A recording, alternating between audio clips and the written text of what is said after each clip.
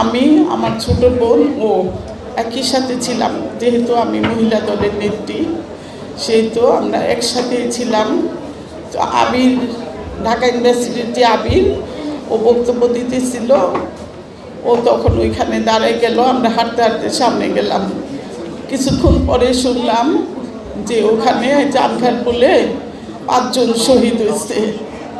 তো আমি ওখানে দৌড়ে যাই। যাওয়ার পরে 4টা লাশ পাই। আমি শাহরিকের লাশ পাই না। শাহরিকের লাশ অলরেডি পুলিশ সরাই ফেলতেছিল। তো আমি মেডিকেলের এই রুম ওই রুম আমার বোন আর আমি খুঁজতে খুঁজতে পদ্মা সেতু, মেট্রো রেল এবং এলিভেটেড এক্সপ্রেসওয়ে নির্মাণের গর্বিত অংশীদার বসুন্ধরা সিমেন্ট।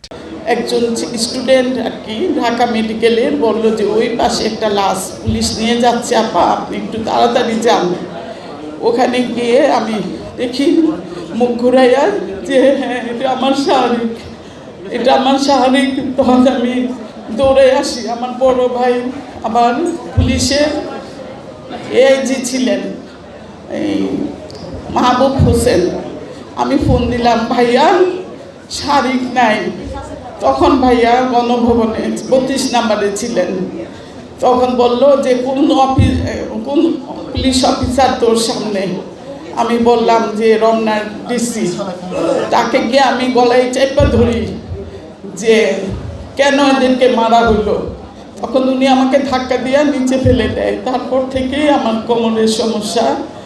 তারপর শাহরিকের লাশ আমি তাদের সাথে ফাইট করে নিয়ে একদম 10-12 জন ছেলে আমরা ওকে পাহারায় রাখি। এখানে আমার অনেকেই আমার পরিচিত, ওরা বলতেছে যে শাহরিক তো চাকরি করতো যমুনা ব্যাংক, 70,000 টাকা বেতন পাইতো। বললো যে ফুপি আমাদেরকে 20,000 উপরে স্টুডেন্টদের খাওয়াইছে ভাইয়া, সবাইকে আমাদের নাস্তা খাওয়াইছে। ওরা সবাই টানাটানি করে নিচ্ছে মেডিকেলে, রক্ত অনেক বেশি খরচ নিচ্ছে। এমন সময় কোনো একটা সময় জয়ের মিছিল হয়ে গেল। ওরা ব্লাড খুঁজতেছিল। যদি ব্লাডটা পাইতাম আমরা ওই মুহূর্তে হয়তো শাহরিকরে বাঁচানো যেত, কিন্তু ছেলেরা সব চলে গেল গণভবনের দিকে, আর শাহরিক তো মারা গেল। তো বুঝতে পারেন একটা বাচ্চা মা রিসিভ করা কত কষ্ট, এটা আমি ভাষায়। তারপর থেকে আমি অসুস্থ, আমি পারি না, প্রতিদিন ওর জন্য কান্না করি।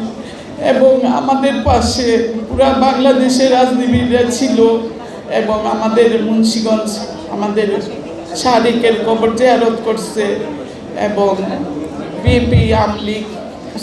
বিএনপি, জামাত, তারপরে হেফাজত, তারপর জাতীয় পার্টি সবাই গেছেন, ছাত্ররাও গেছেন, সবাই যান। এবং এখনও ঢাকা ইউনিভার্সিটির অনেক ছেলেরা ছাত্রদল শাহরিক শুনে প্রায়ই যায়, জিয়ারত করতে যায়।